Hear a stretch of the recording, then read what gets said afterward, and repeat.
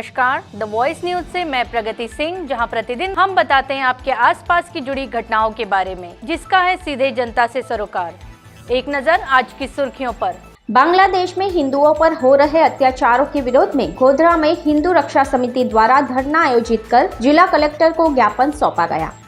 हाल ही में पड़ोसी देश बांग्लादेश में हिंदुओं पर हुए अत्याचार और हिंदू धर्मगुरुओं, अग्रणी साधु संतों की गिरफ्तारी के विरोध में पंचमहाल की हिंदू रक्षा समिति द्वारा धरना आयोजित कर जिला कलेक्टर को ज्ञापन सौंपा गया है। जिला सेवा सदन के बाहर आयोजित इस धरना कार्यक्रम में विभिन्न हिंदू संगठनों के पदाधिकारी और कार्यकर्ता बड़ी संख्या में उपस्थित रहे।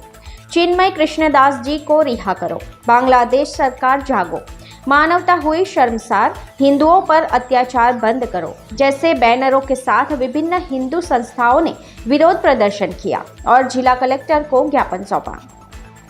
दी वॉइस न्यूज के लिए गोधरा से अनस दावला की रिपोर्ट। आज रोज गोधरा शहर अंदर पंचमहाल जिल्लाना मुख्य मथक पर हिंदू रक्षा समिति द्वारा विविध संगठनों द्वारा धरणानो कार्यक्रम हतो, जेमां मोटी संख्या में धर्मप्रेमी और राष्ट्रप्रेमी આગેવાનો હાજર રહ્યા હતા, જેમાં સંતગણ પણ હતા, મહિલાઓ પણ હતી અને વિવિધ સંગઠનો આગેવાનો પણ હતા। અને આજરોજ બાંગ્લાદેશની અંદર જે હિન્દુઓ પર અને લઘુમતીઓ પર અત્યાચાર થઈ રહ્યા છે, મિલકતોને નુકસાન થઈ રહ્યું છે, હત્યાઓ થઈ રહી છે, બહેનો પર બળાત્કાર થઈ રહ્યા છે, એના વિરોધની અંદર આજના ધરણા હતા। અને ધરણાની બાદ કલેક્ટર સાહેબને આજના રોજ આવેદનપત્ર આપવામાં આવ્યું છે આગેવાનો દ્વારા।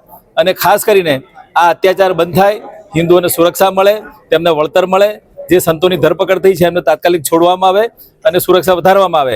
અને ત્યાંના જે પ્રમુખ વડાપ્રધાન છે યુનુસ, એમને જે નોબેલ પારિતોષિક મળ્યું છે અને છતાં પણ જે સુરક્ષા પ્રદાન નથી કરી શક્યા, એમને નોબેલ પારિતોષિક પરત લેવું જોઈએ, આવી માંગણી સાથે આવેદનપત્ર આપવામાં આવ્યું છે। खबरों में बने रहने के लिए तो वॉइस न्यूज को सब्सक्राइब करें और बेल आइकन दबाएं।